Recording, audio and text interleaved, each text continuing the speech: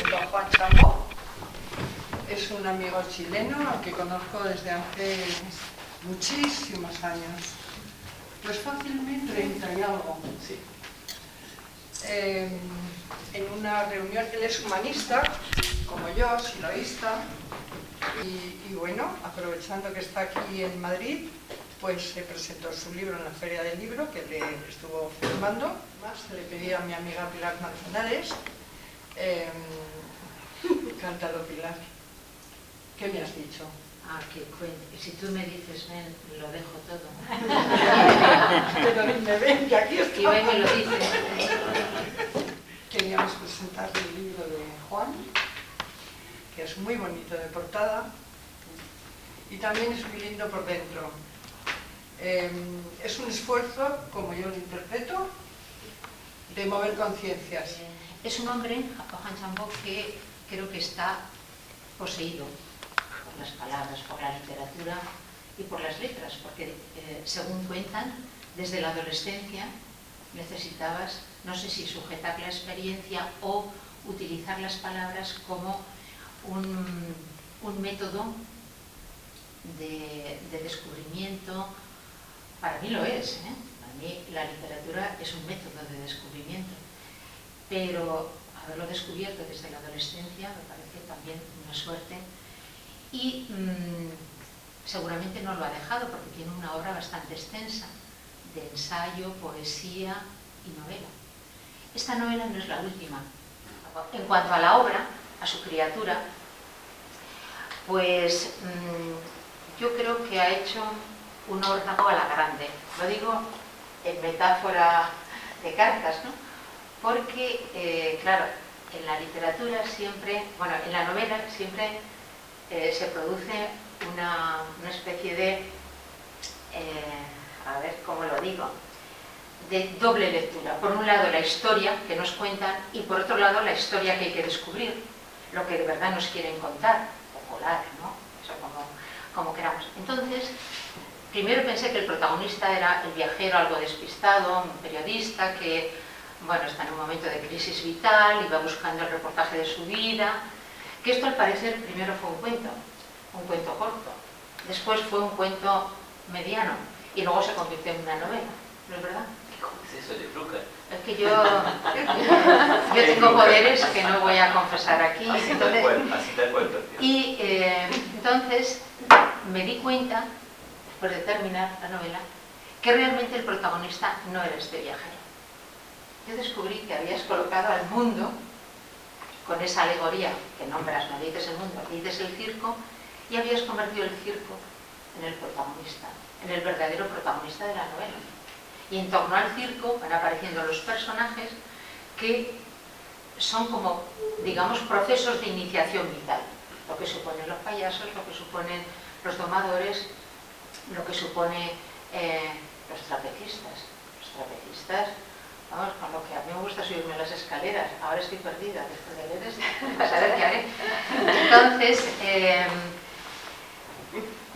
descubrí que había hecho una apuesta muy ambiciosa a nivel narrativo, ¿no? Y a partir de aquí no voy a contar más porque no os voy a acabar contando la novela, así que el resto lo va a tener que contar él.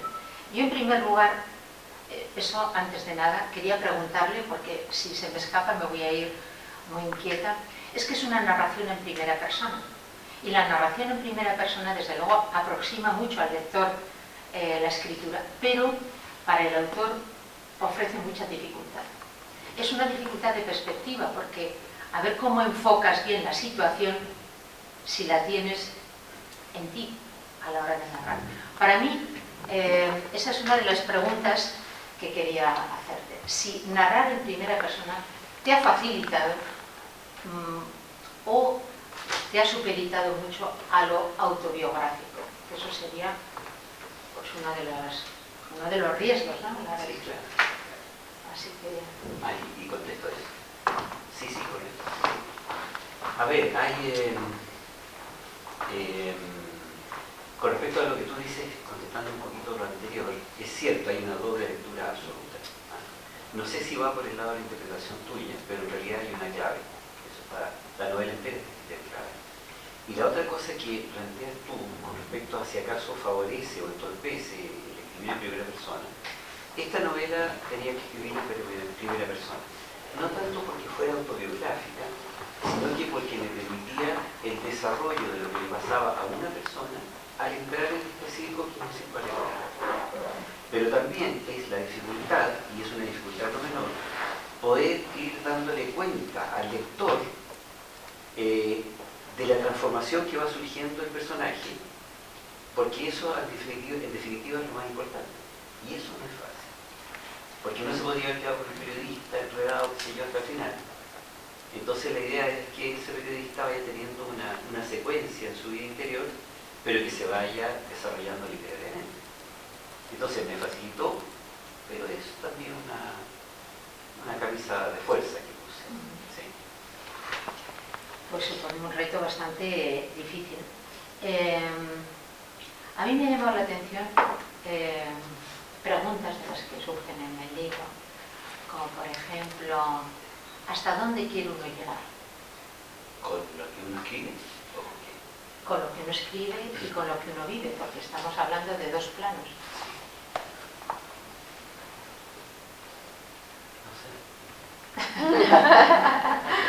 Bueno, siempre es cierto que un libro no se termina cuando lo termina el autor o la autora. Un libro lo termina siempre quien lo lee. Sí, eso es lo que... Entonces, quizás esa respuesta la tiene que encontrar cada persona a la hora de leerlo, ¿no? Lo importante que es moverse en el plano de los planes más que en el de las ideas, por ejemplo. Es una de las cuestiones que a mí me llamó la atención. La importancia de moverse en torno a los planes, no en torno a las ideas. Y probablemente en este momento político en España eso sería muy interesante. Porque según en qué plano nos estemos moviendo, facilitamos más la comunicación, digamos. Pero siempre que se haga consciente, ¿no? A mí me llama la atención que el personaje dice, lo que pasa es que la vida es una mierda. Sí, partimos de ahí. No me lo he apuntado porque, bueno, Vaya profe, ¿qué te has echado? Sí, lo que pasa es que eso es lo que pasa a un personaje, ya contando un poco la historia. Es uno de los payasos el que dice eso. Y los payasos tienen que tener una preparación personal. Entonces, todo este circo es un circo alegórico digo en el sentido de que en realidad propiamente es un circo, pero propiamente no es un circo. Y los payasos tienen que tener la ductilidad de poder representar lo que ellos no son. Entonces ese payaso que dice eso en ese momento es un payaso que en realidad está bastante contento con su vida y está bastante feliz con su vida, pero él tiene que jugar a la polaridad contraria. Él tiene que estar enojado con la vida. Entonces por eso lanza eso. Entonces es una suerte de ejercicio que él hace. Por eso. No es que en la obra se plantee que es así, sino que es el ejercicio del payaso. Eso. sí, a mí me ha interesado que los personajes que van apareciendo en este circo son efectivamente alegorías de la vida, Sí. en la que uno hace el payaso, pero no está haciendo realmente el personaje asignado, Así. sino el contrario. Como si, yo ahí también hacía una lectura como si cada personaje nunca estuviera completo. Así es. Entonces tuviera que buscar siempre el contrario para formar ahí una totalidad. Cuando son los payasos, después ya otra cosa. Cuando son Sí, los sí, payasos sí. tienen que... A ver, lo que pasa es que en definitiva el circo es una preparación para algo. Entonces una persona que entra a este circo parte, podría decirlo, de lo más denso de uno. Uno reconoce estados densos, ¿no es cierto? Estados complejos. Entonces la idea es partir de lo más complejo para irse haciendo cada vez más, por decirlo de alguna manera, más sutil. ¿Ya? Entonces cada personaje va a interpretar una etapa de eso, pero a su vez para que uno pueda desarrollarse dentro del circo, tiene que ir él pasando por las distintas etapas. Entonces la persona entra en una caja oscura, después se transforma en domador, después de domador se transforma en servidor, después de servidor pasa a payaso, pero eso va a implicar un cambio de la persona, porque estar en la caja oscura lo obliga a recordar toda su vida. Cuando pasa a domador, tiene que dominar un montón de cosas, ¿ya? Cuando este personaje pasa a servidor, tiene que saber que está al servicio de otros. Entonces son distintas etapas que se van cumpliendo con respecto al desarrollo de una persona. Y la idea es que todos pasen por todas las etapas, particularmente este periodista. Mira, me ha llamado la atención una cosa que te quería preguntar respecto al momento en el que el personaje se convierte en simio. Ajá. Porque le ponen un disfraz. Sí. Y entonces yo he pensado, ¿el hábito hacia el monje? El hábito no hacia el monje, pero a él se le pide que sea monje, que sea ese animal. Eso es lo que a él se le pide. O sea, lo que se le pide es que cada vez que está en una etapa, olvide las etapas anteriores y que viva de verdad la etapa en que está. Entonces, cuando él parte siendo un simio, él no se cree la historia de ser simio. Y él tiene dificultades. Y él quiere que lo saquen de la jaula. Y por eso a él lo castigan. ¿Ya? Hasta que de pronto algo le empieza a pasar a él que se transforma en simio. Y cuando él empieza a actuar, a moverse, a pensar y a sentir como simio, le dicen ya, estás listo para la próxima etapa. Entonces en este caso, el hábito no hace el monje, pero se le pide que use el hábito y además que sea monje. Cuando eso logra, bueno, pasemos a la siguiente. Mira, me ha llamado la atención que Estamos contando. todos los roles de la existencia que van apareciendo en el circo, como por ejemplo el ejercicio de limpiar, de servir, todo esto a mí me ha parecido que aparece siempre como en el mismo rango. Es decir, es tan importante hacer una función como hacer otra, porque en cada función hay algo que descubrir, ¿no? Así es, tal cual. Todas son importantes. Todas son importantes para la etapa en que está el personaje. Una persona que está metido en la caja, porque a este personaje lo encierran en un lugar que está totalmente oscuro. Y él después, como esta cosa se va trasladando, se da cuenta que está metido en una caja negra, pero que tiene ruedas y que lo trabajan por todos lados. Y lo tienen ahí mucho tiempo porque él no logra entender qué es lo que le piden. Entonces esa etapa es muy importante y ahí se le pide que rescate cuestiones de su biografía, de su vida, que recuerde pasado, sueños, qué sé yo. Solo cuando él logra meterse en eso, lo hacen pasar a la siguiente. Justo cuando él cree que va a estar siempre eternamente ahí, pasa a la siguiente. La siguiente es distinta, y todas van siendo distintas, pero él las tiene que vivir todas. Y cada etapa es tan importante como la anterior, y además es el piso para poder pasar a la siguiente. Mira, yo una cosa que no me ha quedado clara, y eso te lo pregunto aquí en público, es los tiempos. Los tiempos no importan, o sí importan. ¿El tiempo de qué? ¿Cómo? ¿Qué significa? El tiempo cronológico, es decir, ¿cuánto tiempo es importante estar en un rol o en una situación? ¿Es importante? ¿No es importante? El tiempo va a depender. Suponte tú, digamos una cosa. Alguien metido en la caja negra podría estar un mes y otro podría pasar 4 años. Más importante que el tiempo que está en el lugar es si acaso logra cumplir la meta fijada. Eso es lo que da. Entonces algunos se demorarán mucho y otros se demorarán muy poco. Pero la meta trazada él no la conoce. No. Es una trampa de circo. Hasta que él llega a ser payaso. Cuando él es payaso, los payasos son como autónomos. Los payasos no tienen, solo pueden aprender si es que a ellos se les ocurre que pueden aprender. Y ahí ya son autónomos. Ahí ellos dicen, bueno, el circo en realidad se trata de esto. Y hay que tratar de descubrir, y es toda la última parte de la novela, en que ellos inventan tonteras, hacen la revolución dentro del circo, después no la hacen, después uno se arranca, después no sé qué, y nadie les dice nada, porque en esa etapa ellos están suficientemente maduros, o se supone que están, como para trazar su propio destino o descubrimiento o lo que queramos. ¿Por qué los trapecistas son, o la trapecista? Sí. ¿Por qué es el grado máximo? ¿Por la altura espacial? Podría ser, podría decirse eso, pero eso también... ¿O es una elección literaria? No, es que pasa lo siguiente. ¿Me estás estrujando? Y me había hecho los deberes, te lo he dicho. No, sí, está bien, está muy bien, está mucho más entretenido. El planteo del circo es ir de lo más denso, de lo más pesado, en ese sentido digo denso, de lo más pesado, a lo más etéreo.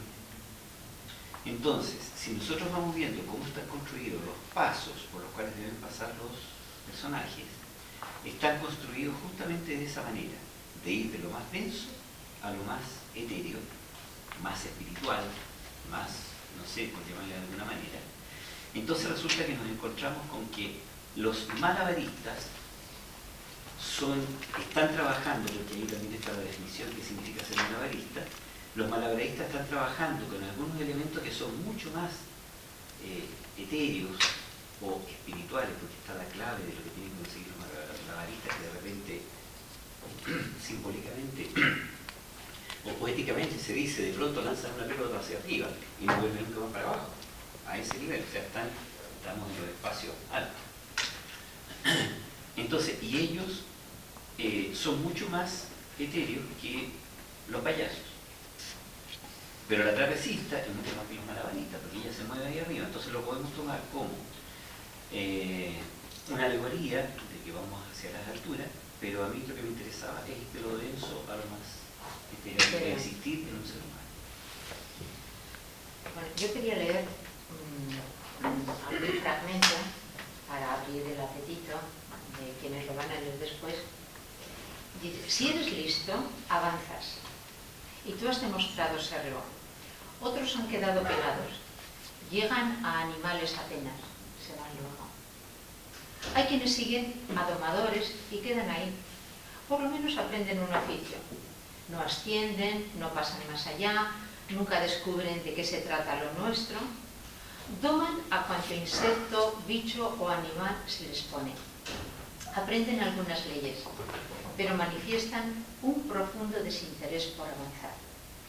No saben seguir adelante o lo encuentran inútil.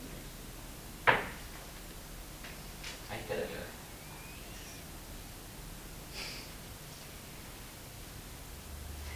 Sí, yo me he quedado con esto como una pregunta, ¿no?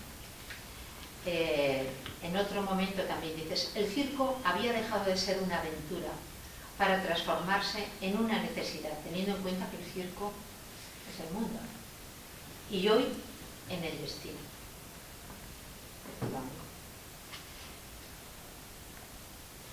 Aquí, un poco subrayando lo que tú decías respecto a los payasos, decía, el payaso va por donde va la historia y la historia va por las multitudes. El payaso tiene una doble condición.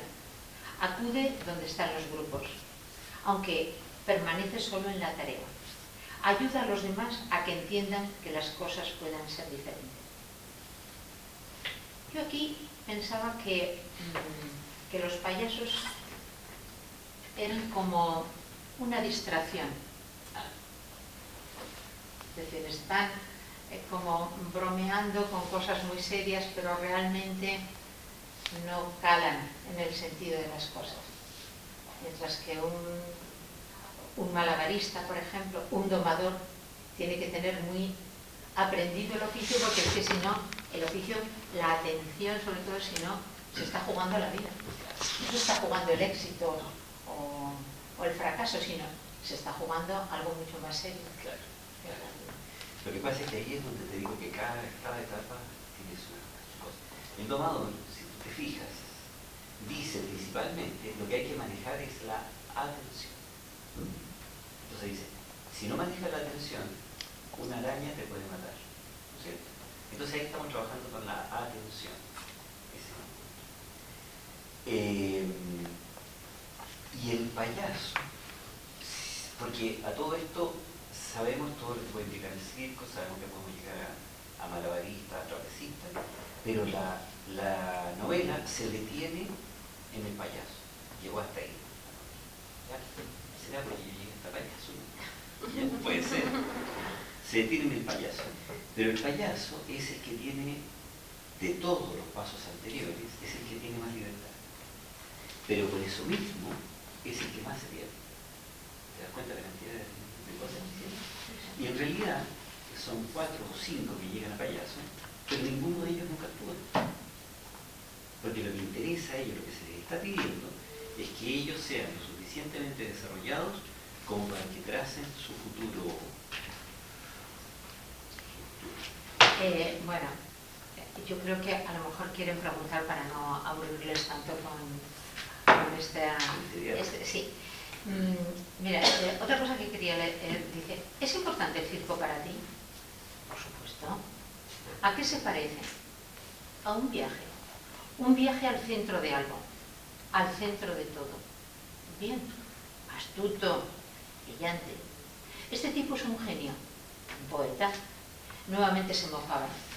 Si fuera un viaje al centro de qué? Lo deja. Porque contesta, dice, pues no lo sé.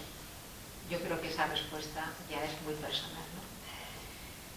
Continúa y dice, si ese viaje al centro fuera hacia el verdadero meollo de ti mismo, a tu verdadero centro, ¿sería muy distinto del centro de otros? Aquí ya uno sale de uno y va al encuentro de los demás. Hasta aquí. Porque si no lo voy a leer, que lo traía para señalar. Y si no, se lo van a saber antes de salir. Exactamente, claro. Bueno, ¿qué diferencia hay? Una cosa que a lo mejor nos puede responder a mí. ¿Qué diferencia hay entre la vida verdadera y la vida inventada? ¿Es verdadera la vida inventada también? Es una de las preguntas del libro. Si quieres, que lo respondan ellos. ¿Qué os parece? ¿Hay mucha diferencia? O sea, ¿o hay la misma proporción de verdad entre lo que consideramos verdadero de lo que inventamos? ¿Es verdadero también lo que inventamos?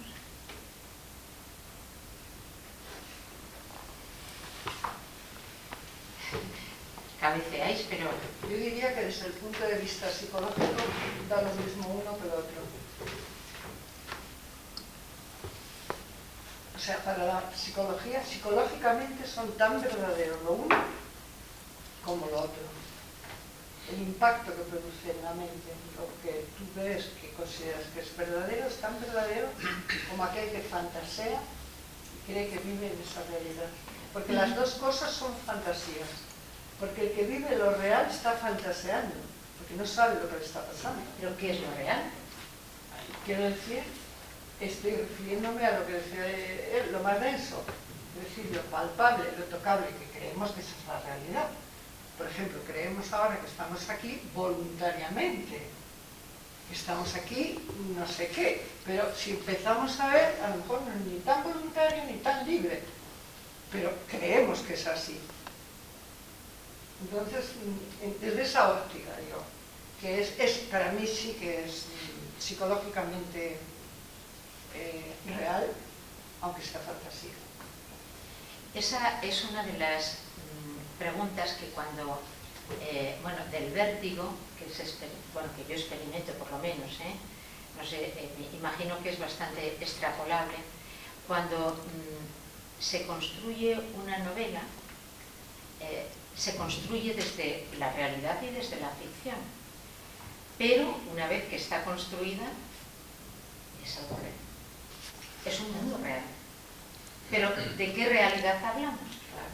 ¿Es la realidad autobiográfica exactamente o es la verdad de la ficción? ¿O es que la vida es una ilusión?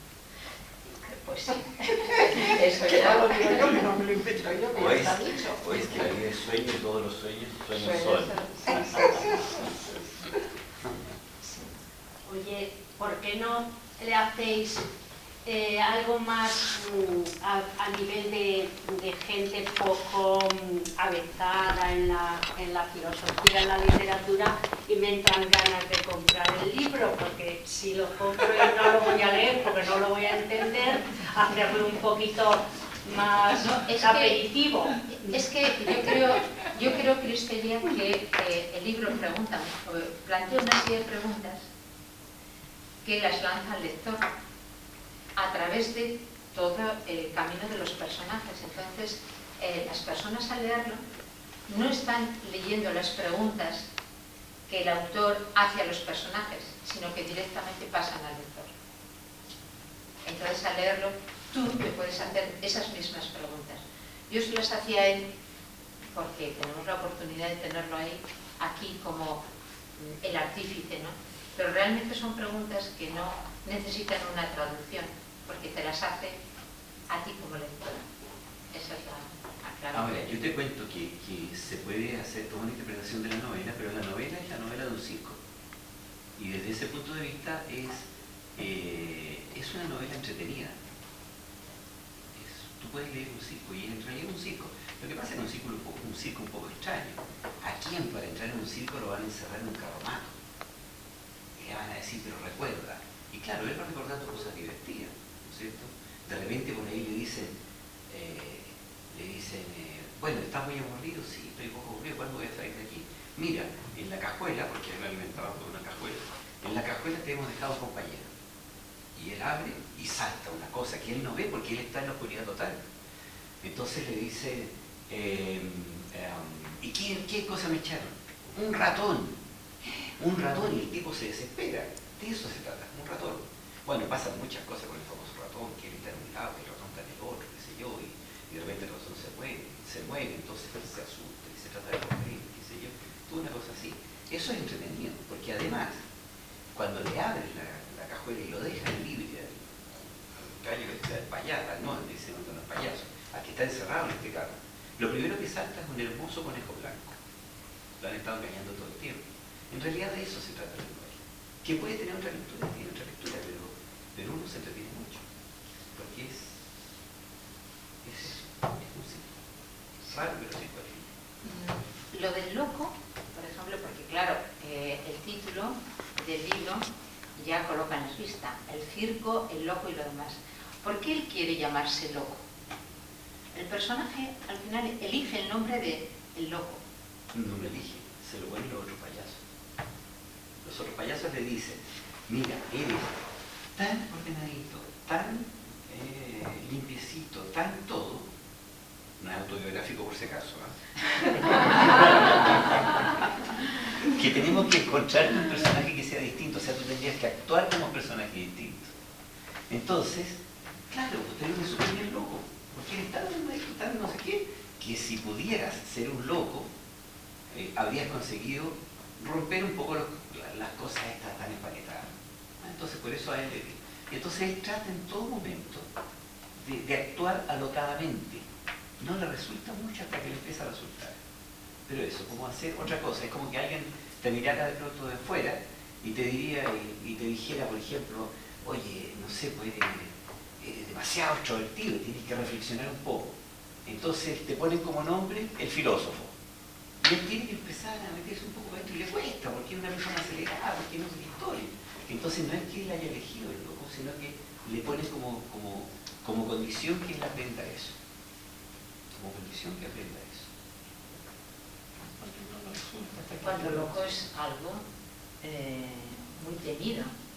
Hacer el loco no es lo mismo que convertirte en loco. O quizás es que si te metes mucho en el papel, acabas siendo el papel. Siempre es esa la idea. Siempre es esa. Vas a pasar a la etapa siguiente cuando realmente seas un mono de verdad, un orangután grande, pero de verdad. ¿Ya? Es la misma cosa. Ahora, no sé si él lo logra, porque ya está ahí la novela. Ya está hasta los payasos. Más allá, el autor no supo cómo seguía la cosa. Pero yo creo que no importa cómo acaba la novela. Para mí no importa cómo acaba. Perfecto. Sino cómo es el recorrido. Sí. El recorrido que es algo que a medida que va ocurriendo en ese proceso del personaje, va lanzando preguntas que se las lanza al resto de los compañeros, pero que también el lector las va recibiendo como preguntas sobre la propia existencia. O sea, que sería, en cierto modo, pues una especie como de proceso de iniciación vital para hacer consciente las cosas que tú vas viviendo y cómo las vas registrando encima. Entonces, claro, contamos con la ventaja de que no lo hemos leído. Bueno, es mucho mayor que la construida, ¿no? Entonces, creo que sería bueno, ojalá, que esto en los clubes de lectura lo potencian, ahora se está potenciando mucho, es estupendo, para poder debatir una vez que ya la gente lo ha leído. Y entonces, pues, se enriquece con esa aportación personal que cada cual incorpora al libro. El libro nunca lo termina el autor. Siempre lo termina quien lo lee. Bueno, lo termina y lo interpreta. Y ese es el valor de un buen libro. Si no, no tendría... Porque sería, esto es así y punto. Pues, claro. Eso no todo el mundo lo consigue. Pero ese es el reto de conseguir completar la obra del escritor a través de la lectura. Pues yo os invito a que lo leáis y que ojalá tengamos otro momento para debatirlo, Juan Chambó o no, porque creo que has escrito ya otro libro después de este. Lo que pasa es que ya he escrito 6 libros, pero de novelas, escribí una segunda novela, la presentamos hace 2 años atrás, 3 años atrás en Santiago, que se llama El León de los Otros, que es otra temática, otra manera de trabajar, la parte literaria, es otra historia totalmente distinta. De alguna manera muestra una parte de Santiago que es distinta, que es otra cosa. Claro. El León de los Otros, si yo le pregunto un libro con el título del León de los Otros, ¿de qué se tratará? ¿De qué se le ocurre? El León de los Otros. El León de los Otros. ¿Qué se le viene primero a la cabeza? Sí, ¿qué se te viene a la cabeza? ¿A ti? ¿Qué será? El león, a quien sea. Lo que pasa es que mis ojos son tan chicos que siempre me equivoco. Digo tú y... A mí se me ocurre que es como la fiereza de los... La fiereza. El enojo. El enojo y todo eso. Sí. Podría ser. Ya. Es lo primero que me dicen cuando cuento el título. Pero en realidad se trata de una persona que se llama León, que cuando parte la novela ya está muerto. Entonces, ¿qué pasa? ¿Qué sucede? Que un amigo de él, que fue amigo hasta la adolescencia, se pierde el resto de la vida porque las vidas de ellos son muy distintas. Ellos vienen del río Mapocho, el río que pasa por Santiago, gente muy pobre, con mucha dificultad. Y después él se entera que León ha muerto, ya a los 50 y tantos años ha muerto. Entonces él empieza a entrevistar a un montón de personas para saber qué se perdió de León.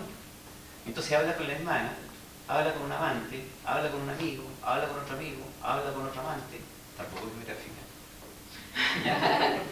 Entonces habla con un montón de gente para ver si acaso puede reconstituir quién es León. Y se da cuenta que, tal como decías tú, cada uno tiene una película de alguien y él no puede reconstituir el León que perdió. Eso es el pasado.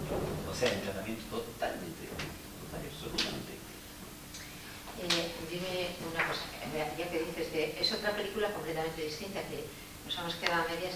Parece ser que ahora estás centrado en el tema del cine. ¿Cómo es eso? ¿Es para llevar tus obras al cine o para aprender ese lenguaje y cambiar de registro? ¿Cómo es eso? Ha significado un cambio de registro de todas maneras. Hacer cine es muy distinto a escribir. Muy distinto, aunque ahí uno puede sacar mucho.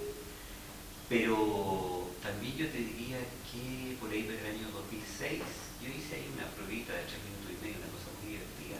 De partida no hacemos cine, no estamos haciendo cine comercial, no tenemos los medios, trabajamos con cámaras chicas y con muchos amigos que que les gusta actuar y que les gusta meterse en estos líos, estar actuando, ¿sí?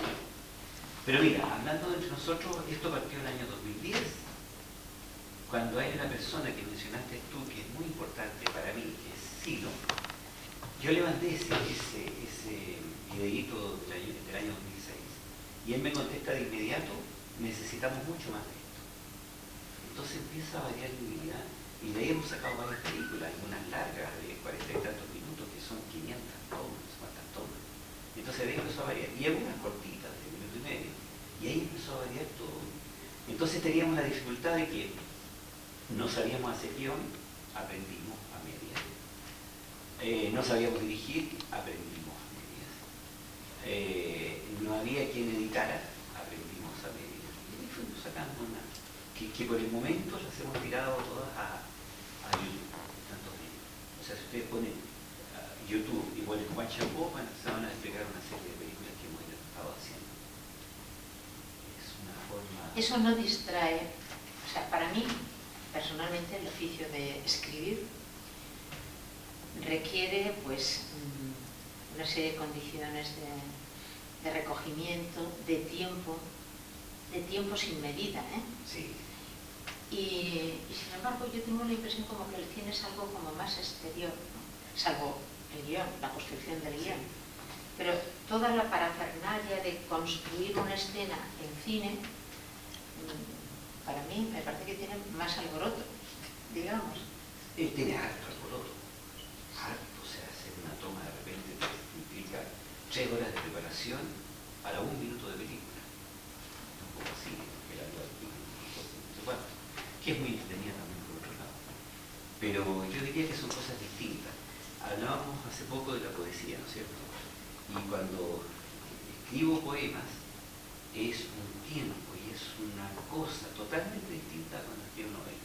Y totalmente distinta a cuando escribo... Cada una tiene su propio tiempo, su forma de inspirarse.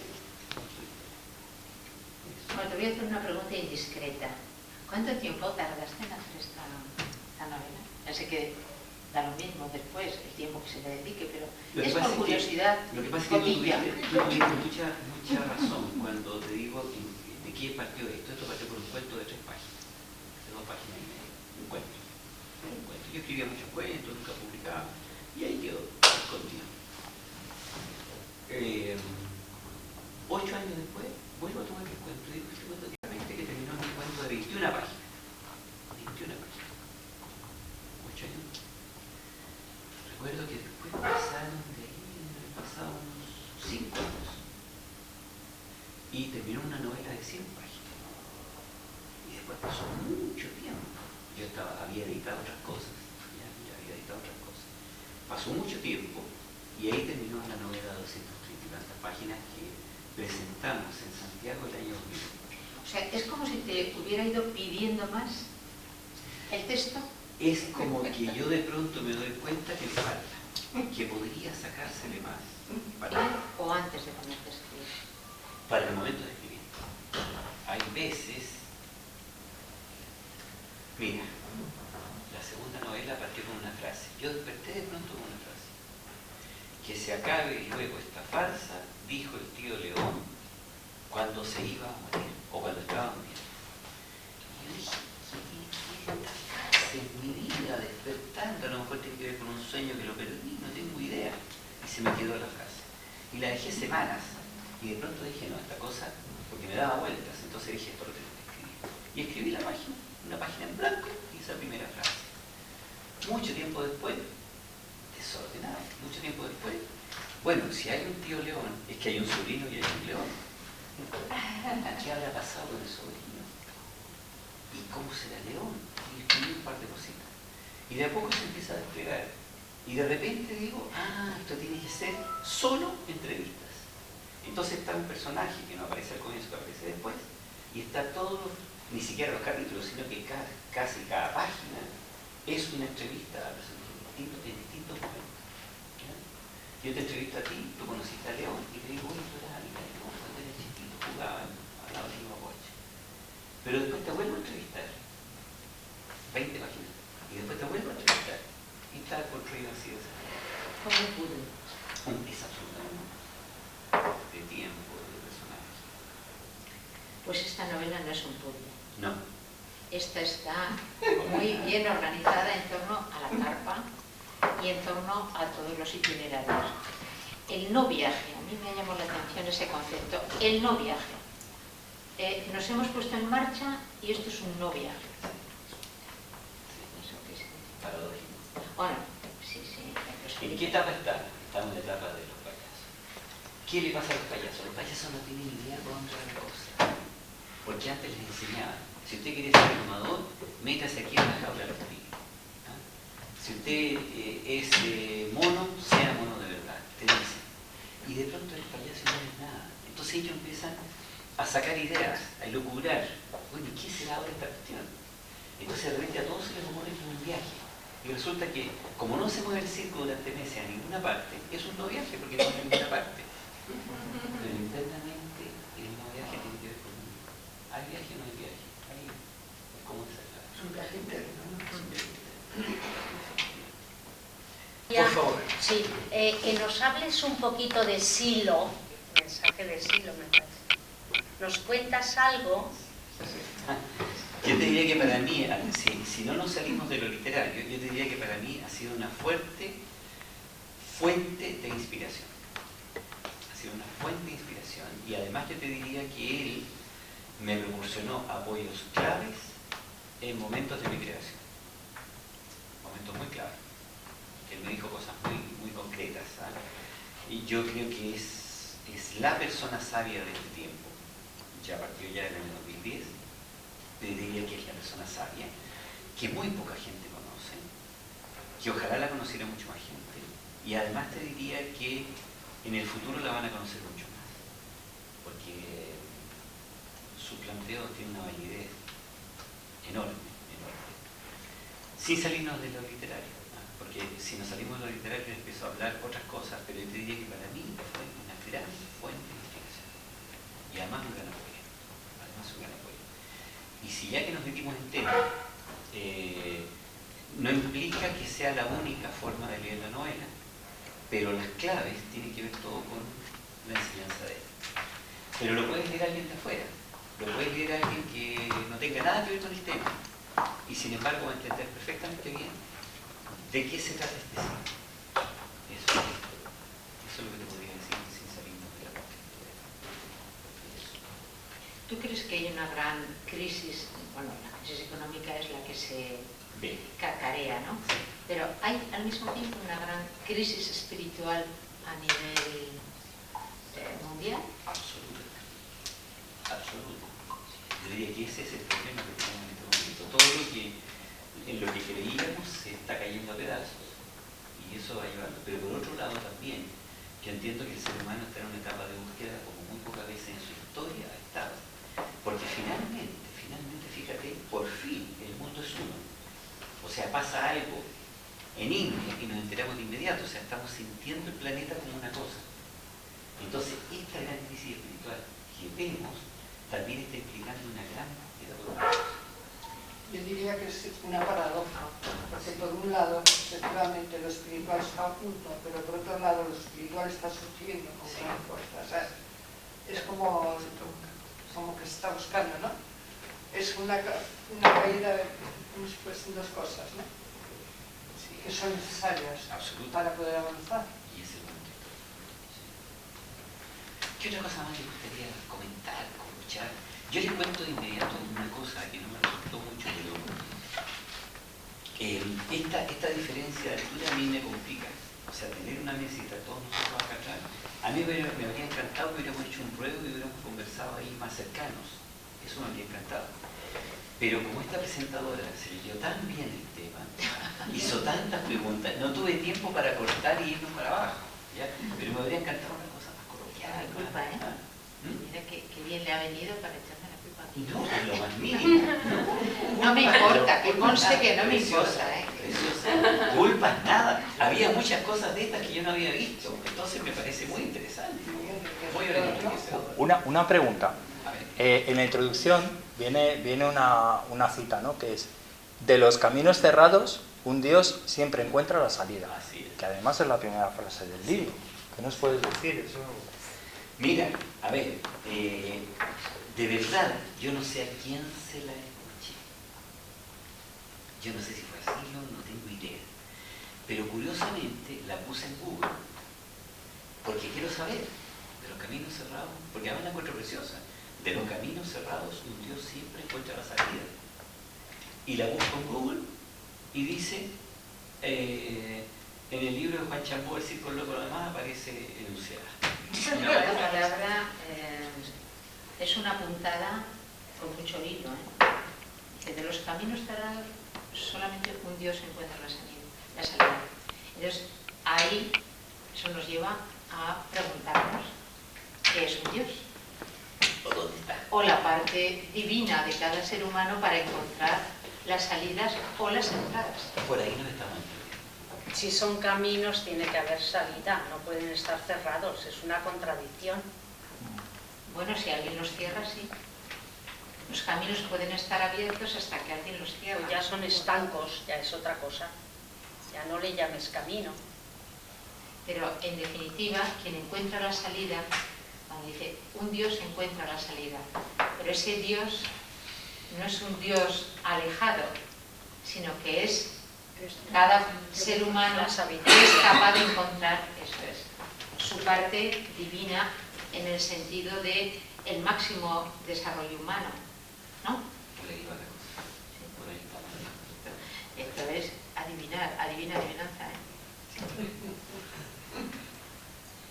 ¿De qué más podríamos hablar? ¿Dónde queda el amor en todo Muy esto? buena. ¿Dónde queda? No es una novela acerca del amor, eso está claro. Es una novela acerca de la búsqueda interior. La voy a dejar inquieta. Pero en El León de los Otros sí se toca el tema. Directamente. Claro. Pero esta es de búsqueda. Porque la búsqueda espiritual,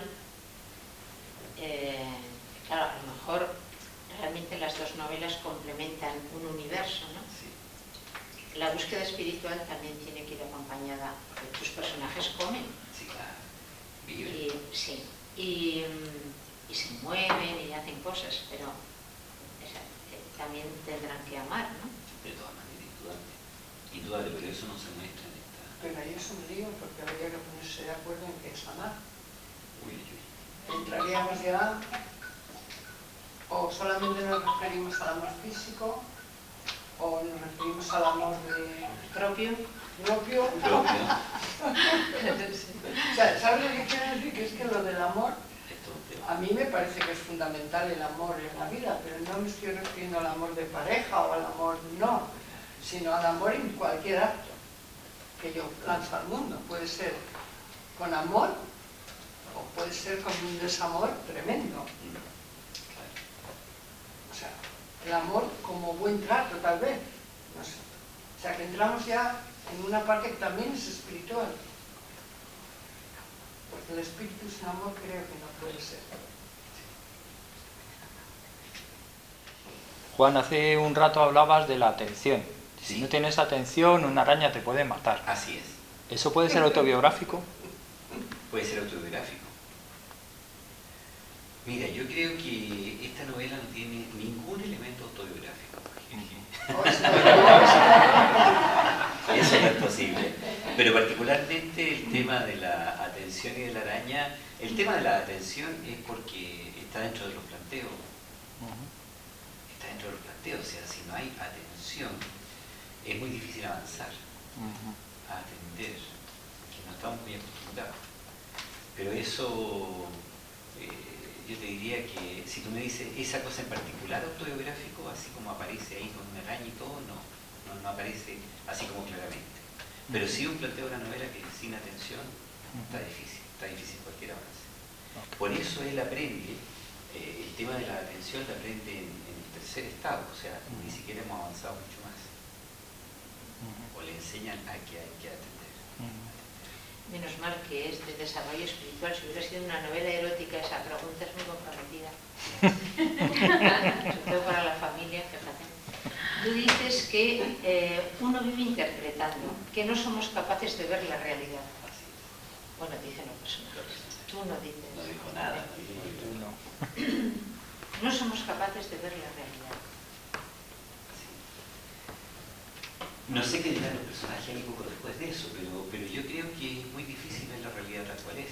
Pues dice que parece cierto. Porque mira, a ver, yo te hago un ejercicio muy simple acá. Esta es una realidad, esta reunión que estamos teniendo es una realidad. Pero es una realidad que ustedes viven desde, o que todos nosotros vivimos desde nuestros propios puntos de vista, ¿cierto? No la vemos tal cual es. Tú me podrías decir, o tú me hablabas, de que en este mismo momento está tu marido tocando el violín y una nieta, ¿no es cierto? Entonces, tú llegas con esa, podríamos decir, copresencia, eso está en ti, como preocupación. Algunas otras personas podrían decir, mira qué aburrido está esto, ¿no es cierto? Otro podría decir todo lo contrario, podría decir que entretenido está esto. Entonces, bueno, ¿y cuál es la realidad? La realidad esto es una cosa entretenida, una cosa aburrida, una cosa de obligación, son muchas cosas muy distintas. Entonces, ¿cómo vamos a ver la realidad tal como es? Si en realidad siempre estamos interpretando, siempre hacemos interpretaciones. A favor, en contra, y hacer interpretaciones no es ni bueno ni malo, es cómo funciona el ser humano. Entonces, ¿cómo vamos a conocer la realidad tal cual es? Ese es el planteo de eso. Aquí das como una receta. A ver, chupa. Dice, entiende que interpretas. Vamos a partir de esa base, ¿no? Entonces, divide lo que sucede de lo que crees que sucede y compara las historias resultantes. Aprovecha la oscuridad. Él está en la caja negra, claro. Separa las cosas. Claro, esto requiere entretenimiento. Parece como, decía, sí, hay una crisis espiritual, el mundo está muy globalizado, pero el mundo está también muy alborotado. No se lleva nada el recogimiento y el encuentro con uno mismo, se lleva mucho el ir de aquí para allá. Eso es... A mí me acuerdo que yo cuando estaba trabajando me decían, ¿dónde vas a ir este fin de semana? Y yo porque decía, ya estoy ida, o sea, si ya me voy de aquí, ya estoy ida, pues ya estoy en otro, o sea, ¿dónde vas a ir? Qué estrés, solo de pensarlo. Hay que ir a algún sitio, justamente el fin de semana. Entonces, llegan las vacaciones y la pregunta es, ¿dónde vas a ir este verano? ¿Dónde vas a ir en semana? Es todo el rato agitarse. Entonces, para esta fórmula que aparece aquí, se requeriría otra modalidad, ¿no? Que no está en boca. Es decir, tenemos las condiciones para que la crisis espiritual realmente transformase, pero al mismo tiempo hay elementos de distracción que están en el ambiente que todo el rato están dispersando.